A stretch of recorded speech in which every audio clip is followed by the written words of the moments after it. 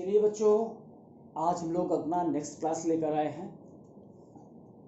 भिन्न पढ़ेंगे। क्या पढ़ेंगे? भिन्नात्मक संख्याएं क्या होती हैं। अभी तक आपने जो भी संख्याएं पढ़ी वो पूरी की पूरी मिली थी, है ना? पूरी 1 2 3 4, है ना? पूरी संख्याएं मिली थी 1 2 3 4। बट यहां पर हम देखेंगे क्या एक या उससे भी छोटी संख्याएं हो सकती हैं, क्या वो एग्जिस्ट करती हैं। समझना है इस बात को। जैसे आपके घर में जब रोटी बनती है तो रोटी तो पूरी बनती है ना, कि मम्मी आधी रोटी बनाती है? नहीं, पूरी रोटी बन गई। और ये पूरी रोटी बनने के बाद क्या आज तक ऐसा नहीं हुआ कि माँ ने कहा हो लो बेटा आधी रोटी और खा लो? अब पूरी रोटी तो बनी थी, आधी का मतलब क्या हुआ? आधी का मतलब ये हुआ कि माँ ने इसमें से एक टुकड़ा तोड़कर तुमको दे दिया। ठीक, तो ये जो भाग है ये पूरा भाग तो नहीं है ना, ये जो भाग है ये पूरा भाग तो नहीं है, ये उसी एक रोटी का कोई भाग है। अब कितना भाग है इसको हमें देखना है। तो वह संख्या जो पूर्ण नहीं होती है, किसी पूर्ण संख्या का कोई भाग होती है, वह संख्या कहलाती है भिन्नात्मक संख्या। कौन सी? फ्रैक्शनल नंबर, भिन्नात्मक संख्या। क्या इसका एग्जैक्टली मतलब क्या होता है, इसके बारे में बात करेंगे। ठीक है, ये लिखी कैसे जाती है? कोई भी भिन्नात्मक संख्या ऐसे लिखी जाती है a बटा b के रूप में, a बाई b के रूप में। ठीक है, यहाँ पर जो a है ये बताता है कि कितनी पूर्ण संख्या को या कितनी राशि को, कितनी राशि को या कितनी पूर्ण संख्या को, कितनी राशि, राशि कुछ भी हो सकती है। ये रुपया पैसा हो सकता है, ये धन धान्य हो सकता है, अनाज हो सकता है, बोरी हो सकता है, रोटी हो सकता है, कुछ भी हो सकता है। कि ए का मतलब कितनी राशि, राशि कुछ भी हो सकती है। ठीक है, को और बी का मतलब होता है कितने बराबर भागों में, कितने बराबर भागों में बांटा गया। ठीक, कितनी राशि को कितने बराबर भागों में बांटा गया, ए और बी ये दिखाते हैं। जैसे अगर हमने लिखा 1/2, इसका मतलब क्या हुआ कि एक राशि को, जैसे रोटी थी अभी, कितने बराबर भागों में बांटा जाए? यदि 2 बराबर भागों में बांटा जाए, कितने बराबर भागों में? यदि 2 बराबर भागों में बांटा जाए तो उनमें से प्रत्येक भाग कितने के बराबर होगा? 1/2 के बराबर होगा। समझिए इस बात को। फिर से हम फिर से रोटी में पहुंच जाते हैं।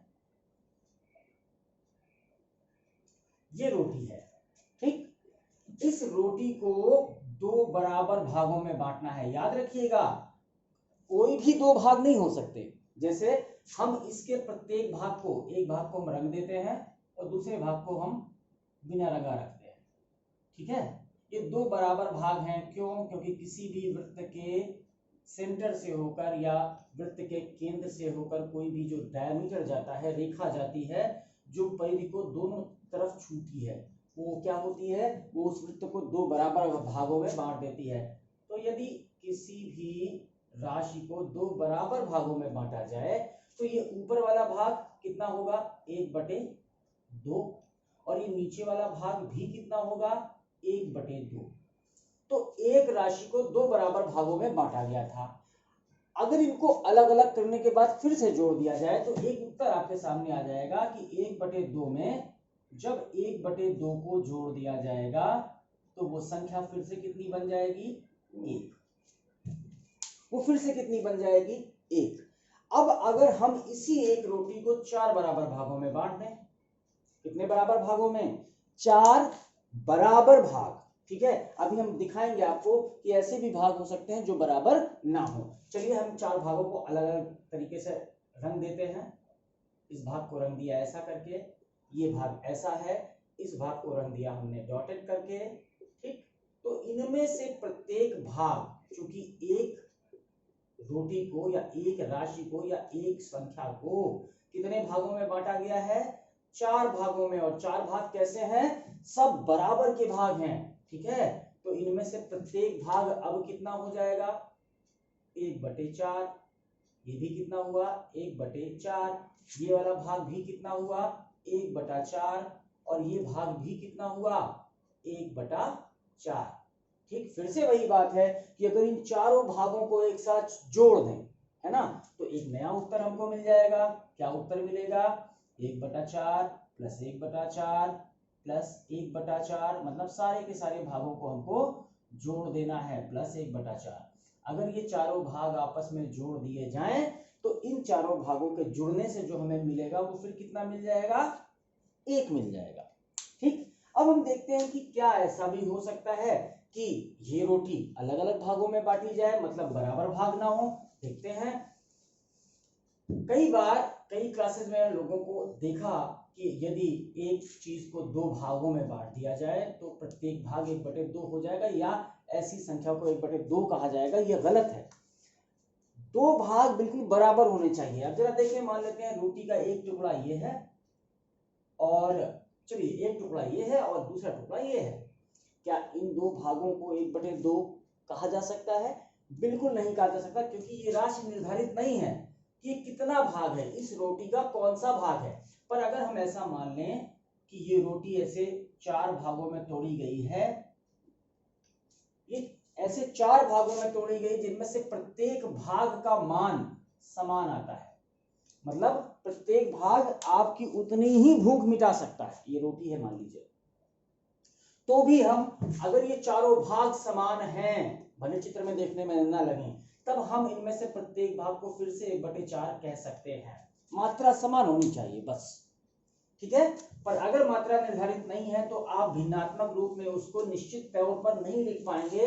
आप अंदाजा भले लगा सकते हैं लेकिन लिख नहीं पाएंगे। अब जरा देखते हैं, मान लेते हैं ये बोरा है, काहे का? धान का। काहे का बोरा है? धान का बोरा है। ऐसे धान के 3 बोरे आपके यहाँ पैदा हुए। ठीक, 3 बोरे आपके यहाँ पैदा हुए, ये 3 बोरे हो गए। ठीक है, अब ये 1, 2 और 3 बोरों में बराबर बराबर बिल्कुल धान भरा हुआ है। कितना कितना धान भरा है? बिल्कुल बराबर बराबर धान भरा है। और ये धान के 3 बोरे कितने लोगों में बांटे जाने हैं? मान लेते हैं 2 लोगों में बांटे जाने हैं। अब 3 चीजों को 2 लोगों में कैसे बांटोगे? तो आपको क्या करना पड़ेगा? क्या करना पड़ेगा? इन 3 चीजों को 2 भाग में बांटा जाना है। तो हमने लिखा 3 का बांटा जाना है 2 में, तो प्रत्येक व्यक्ति को कितना भाग मिलेगा? 3/2। अब इस 3/2 को अगर हम देखें तो इस 3 में पूरा का पूरा 2 शामिल है। इसका मतलब सीधा हुआ, 1 बोरा पहले दे दो एक व्यक्ति को, 1 बोरा दूसरे व्यक्ति को दे दो। ठीक है, और अब ये बचा हुआ जो बोरा है इसको आधा दे दो, मतलब 1/2 दे दो, और इसको भी 1/2 दे दो। इसका मतलब क्या हुआ कि इस 3/2 में क्या क्या शामिल है? इसमें 1 शामिल है, एक पूरा बोरा, और धन इस वाले बोरे का आधा शामिल है, 1/2। ये बहुत ऐसे कॉन्सेप्ट की चीज है जो लोग पढ़ के चले आते हैं, बड़ी बड़ी क्लासेस कर लेते हैं, लेकिन इसका असली मतलब उनको पता नहीं चलता है। आप समझिए, इस बात को बेसिक से लेकर चलना है। अगर हमने 3/2 लिखा तो इसका मतलब क्या हुआ? इसमें 1 पूरा भाग है और 1 आधा भाग है, मतलब 1 + 1/2 बराबर कितना होना चाहिए? 3/2। ये बात समझ में आई? 3/2, 1 + 1/2 बराबर कितना होना चाहिए? 3/2। 1 + 1/2 that is equals 3/2, and that is also written as 1 whole 1/2। इसको ऐसे भी लिखा जाता है कि 1 whole मतलब 1 एक पूरा भाग और उसके साथ जुड़ा हुआ कितना भाग? 1/2 भाग, 1/2 भाग, 1 whole 1/2। और गुणा करते समय इसको लिखा कैसे जाता है? एक्सपेंड करके कैसे लिखा जाता है? 2 का पहाड़ा 1 बार, क्योंकि यहाँ पर 1 लिखा है, 2 × 2, और जो आता है उसमें इसको जोड़ दिया जाता है ना। 2 × 2 धन 1 बराबर 3/2। बात समझ में आई आपको? तो 3 बोरों को अगर 4 भागों में बांटना होता, 4 बराबर भागों में बांटना होता, तो क्या आता? अब 3 को बांटना है 4 भागों में। कितने भागों में? 4 भागों में। तो कितने को बांटना है? 3 को बांटना है। कितने बराबर भागों में बांटना है? 4 बराबर भागों में बांटना है ना? कितनों को बांटना है? कितनों को बांटना है?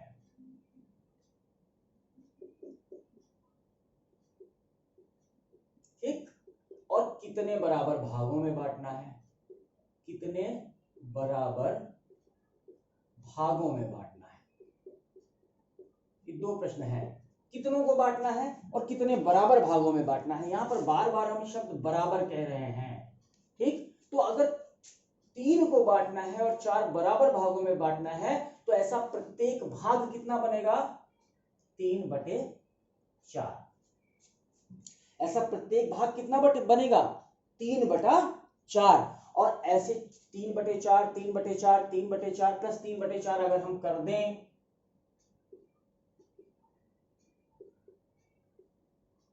इन सबको मिला दें, तो कितने बोरे वापस बन जाएंगे? केवल कितने बोरे बनेंगे? 3। और एक चीज आपको बता दी थी कि जोड़ना वास्तव में कई बार जोड़ना हो तो उससे अच्छा होता है गुणा करना। जरा देखेंगे, अगर हम 3/4 को 4 बार जोड़ रहे हैं तो हम ऐसा लिख सकते हैं 4 गुणा 3/4। 4 गुणा 3/4। अब आप देखें ये कितना बनेगा? 3। कितना बनेगा? 3 आपको पता है। अब अगर केवल 3 बना है तो इसका मतलब ये 4 इस 4 से कट गया है। तो किसी भिन्न के साथ जो ऊपर रखी हुई संख्या है और नीचे रखी हुई संख्या है, यदि उसमें कुछ बराबर भाग होते हैं तो हम काट सकते हैं। समझ में आ गई बात? चलिए अब हम उन चीजों के बारे में प्रश्न करेंगे जो हमने इधर लिख रखे हैं। इतनी बातें आपने समझनी है ना? कि 4 में अगर हमने गुणा किया 3/4 का, तो 4 से 4 कट गया, तभी ना जाके 3 बना। जोड़ की पद्धति आपने देखी है कि अगर इन बराबर के बोरों को मिला दिया जाता तो उतना ही तो बनेगा ना, जितना था हमारे पास। ठीक है, आइए अब इन प्रश्नों पर चलते हैं। आपने इतनी सारी चीजें देख ली हैं, अब आप इन प्रश्नों पर चलते हैं। पर उन प्रश्नों पर चले इसके पहले एक छोटी सी चीज और कर लेते हैं। मान लेते हैं कि 5 चीजों को 7 बराबर भागों में बांटना है, तो भिन्न कितनी बनेगी? तो भिन्न कितनी बनेगी? ठीक, वो भिन्न कितनी बनेगी? 5 चीजें बांटी गई हैं 7 बराबर भागों में, तो ऐसा प्रत्येक भाग कितना बनेगा? 5/7। ठीक। लेकिन अगर 7 चीजों को 5 बराबर भागों में बांटा गया तो वो भिन्न कितनी बनेगी? 7/5। लेकिन इस 7/5 में क्या क्या शामिल है? 5 लोगों को तो एक एक चीज मिल गई, 1 प्लस बाकी बचे 2 है ना? 5 लोगों को तो एक एक चीज पूरी मिल गई। अब बाकी बची हैं 2 चीजें, उनको कितने भागों में बांटा जाना है? बराबर भागों में। कितने बराबर भागों में? 2 बराबर, वो 5 बराबर भागों में वो 2 चीजें बांटी जानी है। तो ये 2/5, तो एक व्यक्ति के हिस्से में आई कितनी चीज? 1 प्लस 2/5। इसका मतलब ये हुआ कि जो ऊपर वाला है, ऊपर वाला भाग यदि बड़ा है और नीचे वाला यदि छोटा है, यहां पर आप देख लो आसानी से आपको दिखाई पड़ सकता है कि 7 जो ऊपर रखा हुआ है, हम इसको ऊपर फिलहाल लिख रहे हैं, और जो नीचे रखा हुआ है, ठीक है, 5। आप देख रहे हैं कि ऊपर वाला भाग नीचे वाले भाग से क्या है? बड़ा है। और यदि वो बड़ा है तो इसमें क्या पूरा का पूरा भाग शामिल होता है, पूरी की पूरी पूर्णांक शामिल होता है, और साथ में कुछ भिन्नात्मक भाग शामिल होता है। किसी बचे हुए भाग को कितने भागों में बांटा गया वो भी शामिल होता है। इतनी बात आपको समझ में आ गई? तो देखिए, अगर हम शुद्ध भिन्न के रूप में बात करें कि शुद्ध भिन्न कौन सी है, तो वो ये बात है, क्योंकि इसमें कोई भी पूर्ण भाग शामिल नहीं है। इसमें कोई भी पूर्ण भाग शामिल नहीं है, जबकि यहां पर एक पूर्ण भाग शामिल है, 1 शामिल है। ठीक है, तो इतनी चीज समझिए, इसके बाद हम इधर आ जाते हैं। अब आइए भिन्नात्मक संख्या क्या होती है। तो आपने देखा, अभी तक आपने जो भी संख्याएं पढ़ी वो पूर्ण संख्याएं पढ़ी, जिनमें सीधी सीधी आपकी वो गिनती थी जो आप पढ़ते चले आ रहे हैं, है ना, 1 2 3 4 5 6 10 12 20 24 28, है ना, इनमें कोई भाग शामिल नहीं था एक से छोटा। लेकिन भिन्नात्मक संख्या वो होती है जिसमें किसी पूर्ण संख्या का कोई भाग शामिल होता है। देखा ना, जैसे आपने, जैसे 1/2, 1/4, 5/6, ये सारी चीजें देखी ना। बटा पढ़ने का तरीका देखिए, इसको अगर हमने लिखा 5 और एक छोटी लाइन खींच दी, ये चाहे ऐसे करके लिख दीजिए और चाहे ऐसे करके लिख दीजिए, 5/6। अब ये जो संख्या लिखी हुई है 5/6, ये एक भिन्नात्मक संख्या है।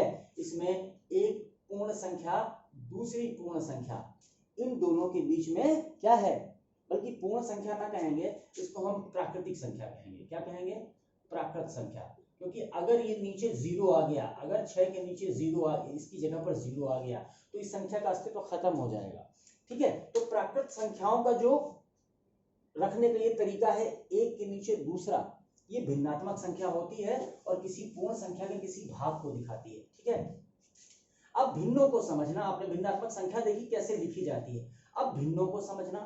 आपने देखा कि एक रोटी थी, एक रोटी के टुकड़े किए गए, है ना, वैसे ही एक नंबर के, एक संख्या के जब टुकड़े किए जाते हैं, है ना, जो एक से छोटा है, वो छोटा भाग भले कहीं पे जाके जुड़ जाए, वो छोटा भाग कहीं जाके जुड़ जाए, बड़ी संख्या बना दे। जैसे कि आपने 7/5 में देखा था कि एक के साथ जुड़ा हुआ था क्या, 2/5, है ना।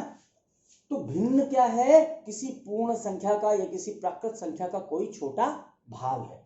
आइए अंश व हर देखते हैं। अब वापस देखते हैं, जब हम लिखते हैं 5/6, तो इस ऊपर वाले का एक निश्चित नाम होता है।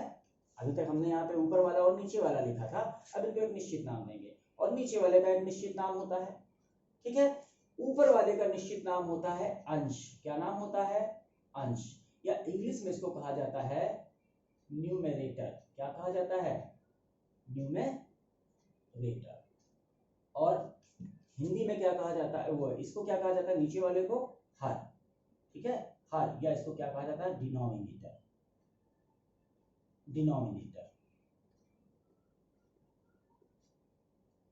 इसको क्या कहा जाता है, डिनोमिनेटर, हर या डिनोमिनेटर। बात समझ में आ गई? तो वैसे ही अगर हम लिखें a/b, तो इसमें अंश कौन सा है, a है, हर कौन सा है, b है। बात समझ में आ गई? अब अगला सेक्शन आता है, उचित या उपयुक्त भिन्न क्या है। उचित या उपयुक्त भिन्न क्या है। अब आपको एक अंदाजा लगाना है। हमने लिखा कि 5/6 एक उपयुक्त भिन्न है, उचित भिन्न है, लेकिन 6/5 एक उचित भिन्न नहीं है। क्यों नहीं है? आप पहले अंदाजा लगाइए कि ये क्यों नहीं है उचित भिन्न। ये इसलिए नहीं है क्योंकि इस 6/5 में एक पूर्ण संख्या एक शामिल है। 5 लोगों में 5 चीजें बराबर बराबर बट गई, एक एक एक एक एक एक, है ना। और अब बची एक चीज में आपको 5 बराबर भाग का काटने हैं, 1/5, है ना।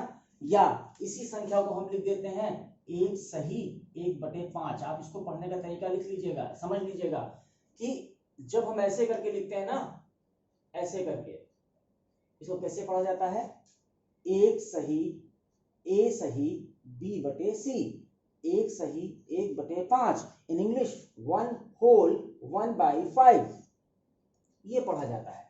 ठीक है, तो यहां पर ये उचित भिन्न इसलिए नहीं है क्योंकि इसमें एक पूर्ण भाग शामिल है। या सिंपली हम आपको बता दें कि उचित भिन्न होने का तरीका आप ऐसे भी मान सकते हैं कि अगर अंश बड़ा है हर से तो यह उचित भिन्न नहीं है, तो ये उचित भिन्न नहीं है। बात समझ में आ गई? ये उचित भिन्न नहीं है। लेकिन अगर ऐसा है कि अंश छोटा है हर से, यहां पर है जैसे 5 से, वो जो 5 है वो 6 से छोटा है, तो ये क्या है, उचित भिन्न है। उचित भिन्न क्या है? बात समझ में आ गई? तो उचित या उपयुक्त भिन्न क्या है, ये आपने समझ लिया। लेकिन जैसे आया था एक सही 1/5, तो इसको हम कहते हैं मिश्रित भिन्न। क्या कहते हैं? मिश्रित भिन्न कहते हैं। क्यों? क्योंकि इसमें पूर्ण संख्या भी है, पूर्ण संख्या भी है और एक पूर्ण संख्या का संख्यात्मक भाग भी है। इन दोनों का योग मिला के क्या बनता है? मिश्रित भिन्न। या हम मिश्रित भिन्न को अलग से दिखा देते हैं। समझ गए आप इतनी सी बात? अब हम बात करेंगे मिश्रित भिन्न की। मिश्रित भिन्न में क्या होगा? मिश्रित भिन्न में क्या होगा? इसमें पूर्ण संख्या प्लस पूर्ण संख्या का कोई भाग, पूर्ण संख्या का कोई भाग, इन दोनों का जब योग होगा ना तो जो बनेगी वो क्या बनेगी? मिश्रित भिन्न। मिश्रित भिन्न। इतनी बात समझ में आ गई? जैसे हमने लिखा 6/5, इस 6/5 में क्या है? इसको हम लिख सकते हैं 1 सही 1/5, इसको लिख सकते हैं 1 + 1/5, ये भी लिखा जा सकता है। बात समझ में आ गई? जिसमें पूर्ण संख्या हो और पूर्ण संख्या का कोई फ्रैक्शनल भाग हो, फ्रैक्शनल भाग, भिन्नात्मक भाग हो। ठीक है, पूर्ण संख्या का कोई भिन्नात्मक भाग इसमें लिख दीजिए, भिन्नात्मक भाग।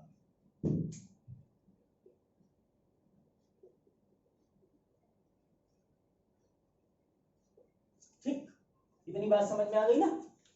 अब हम बात करेंगे, पहली बात तो आपने भिन्न को समझ लिया, अंश और हर को समझ लिया, न्यूमरेटर क्या होता है, डिनोमिनेटर क्या होता है, आपने इस चीज को समझ लिया, आपने चित्र के माध्यम से बात को समझ लिया, आपने गेहूं और धान के बोरे के माध्यम से बात को समझ लिया, है ना? एक छोटी सी चीज और देखते हैं। मान लेते हैं इस चीज के हमने 4 बराबर टुकड़े किए थे। ठीक है, 4 बराबर टुकड़े किए थे। याद रखिएगा, हम बार बार बराबर के ऊपर आपका कंसंट्रेशन ला रहे हैं। 4 बराबर टुकड़े किए थे। ठीक है, एक बार पेन चलने के बाद अगर उड़ जाता है तो कोई चीज प्रॉपर्ली बनती नहीं है। ठीक है, अब इसमें 4 बराबर टुकड़ों में से प्रत्येक भाग कितना है?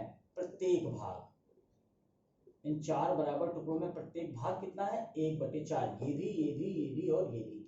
अगर इनमें से 3 भाग हम अपने पास रखें, कितने भाग? 3 भाग अपने पास रखें। कितने भाग रखे हैं? 3 भाग। और एक भाग किसी को दे दें, तो जो दिया गया भाग है वो कितना हुआ?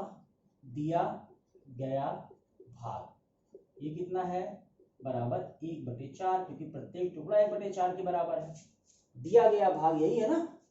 दिया गया भाग कितना? 1/4, ये हमने दे दिया। तो हमारे पास जो बचा हुआ भाग है वो कितना है? बचा हुआ भाग ये कितना है? ये 1/4 के 3 टुकड़े हैं, है ना? 1/4 के कितने टुकड़े हैं? 3 टुकड़े हैं, है ना? और 3 बार इसको जोड़ने का मतलब क्या होता है? सीधी सी बात है, 3 से गुणा कर देना। तो ये कितना हुआ? 3 गुणे 1/4 हुआ। 3 गुणे 1/4। जिस समय ये गुणा होता है तो ऊपर वाले का गुणा ऊपर से हो जाएगा। जैसे 3 का गुणा 1 से हो जाएगा तो हमारे पास बचा भाग कितना? 3/4। आप इसको जोड़कर अगर देखेंगे, जोड़कर देखेंगे हम लोग अंशों, जो भिन्नों का जोड़ है उसको आगे देखेंगे। यहां पर आपको खाली इतना समझना है कि किसी भिन्न में अगर गुणा किया गया, 3 से गुणा किया गया है 1/4 में, तो 3 का गुणा 1 से होगा, ठीक, ना कि 4 से होगा। अगर बराबर भाग होते, इनमें से कोई भाग बराबर होते तो हम काट सकते थे, जैसा कि हम लोग पहले देख चुके हैं। पर अभी यहां पर गुणा करना है तो 3 का गुणा 1 से होगा, तो ये संख्या बनेगी 3/4। इतनी बात समझ में आई? पर अगर हम ऐसा गुणा करें, ऐसा गुणा करें, मान लेते हैं 1/5 गुणे 2/4, अगर ऐसा गुणा करें तो ऊपर वाले का गुणा ऊपर से होगा और नीचे वाले का गुणा नीचे से होगा। बात समझ में आ गई? इसको 2/3 करते हैं, ये भिन्न उचित नहीं रहेगी क्योंकि फिर काटना पड़ेगा ऊपर नीचे। 2/3, तो ऊपर का गुणा ऊपर से करेंगे और नीचे का गुणा नीचे से करेंगे गुणन के कंडीशन में। इसको भी बदल देते हैं, मान लेते हैं इसको कर देते हैं, तो कर देते हैं 3 से करेंगे 6 हो जाएगा, इसको 4 कर देते हैं। ठीक है, इसका मतलब क्या हुआ? 4 चीजें 5 बराबर भागों में बांटी गई थी, 2 चीजें 3 बराबर भागों में बांटी गई थी। अब अगर ऐसा गुणा हो रहा है ना तो 4 दूनी 8 हो जाएगा और 5 तिहाई 15 हो जाएगा। ये बनी हमारी भिन्न। ठीक है, तो यहां पर गुणा बताना मेरा उद्देश्य नहीं है। मेरा उद्देश्य है कि इन 3 भागों को मिलाकर क्या कहा जाएगा, है ना। इन 3 भागों को मिलाकर क्या कहा जाएगा, 3/4। 1/4 ये भाग था, 3 भाग अलग अलग थे। बात समझ में आ गई। आइए अब बात करते हैं, जैसे आपने संख्याएं पढ़ी थी, संख्या पद्धति, है ना। पहले आपने संख्याएं पढ़ी, उनके विस्तारित रूप पढ़े, उनको लिखने का पढ़ने का तरीका पढ़ा। इसके बाद आप किस में आ गए, संख्याओं पर संक्रियाएं। और संख्याओं पर कौन कौन सी संक्रियाएं आपने की थी, जोड़ किया था, है ना, जोड़ना। आपने घटाना किया था, भिन्नों का अंकों का, संख्याओं का घटाना। आपने गुणन किया था, गुणन, है ना, संख्याओं का आपस में गुणन। और आपने भाग किया था, संख्याओं का आपस में भाग। ये 4 क्रियाएं की थी ना आपने। यही सारी की सारी 4 क्रियाएं हम लोग भिन्नों में भी करेंगे। ठीक है, भिन्नों पर संक्रियाएं या भिन्नात्मक संख्याओं पर संक्रियाएं, भिन्नात्मक संख्याओं पर संक्रियाएं।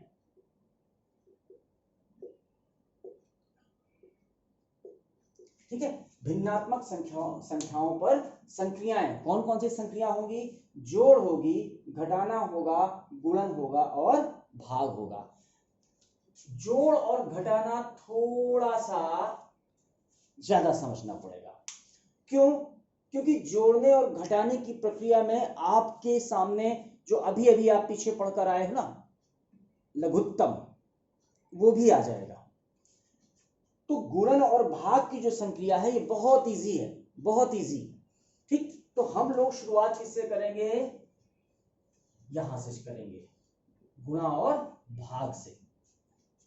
भिन्नात्मक संख्याओं पर संक्रियाओं में हम बात करेंगे गुणन और भाग से। और जब तक हम यहां तक पहुंचे, आपको करना क्या है, आपको अच्छी तरह से फिर एक बार एलसीएम देख डालना है। ठीक है, एलसीएम एक बार आपको फिर से देख डालना है, क्योंकि जोड़ने के क्रम में और घटाने के क्रम में, एडिशन और सब्सट्रैक्शन के क्रम में, यू मस्ट नो कि what how LCM is done. LCM कैसे लिया जाता है ये आपको देखना पड़ेगा। तो हम लोग गुणन और भाग की चर्चा करेंगे।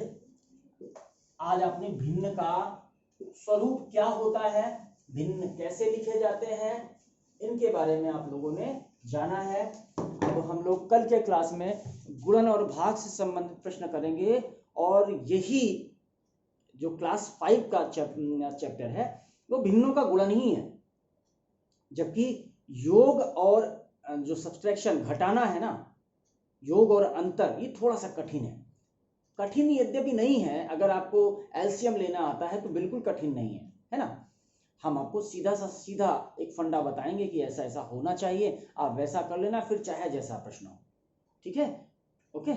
चलिए आज का क्लास यहीं पर रोकते हैं। आप लोग तैयारी कर लीजिए, जितना बताया गया है उसको रिवाइज कर लीजिए और क्लासेस बराबर देखते रहिए। अपने प्रश्नों को व्हाट्सएप और जो भी माध्यम हो सकता है उससे आप पूछ सकते हैं। ठीक है, ओके, बाय।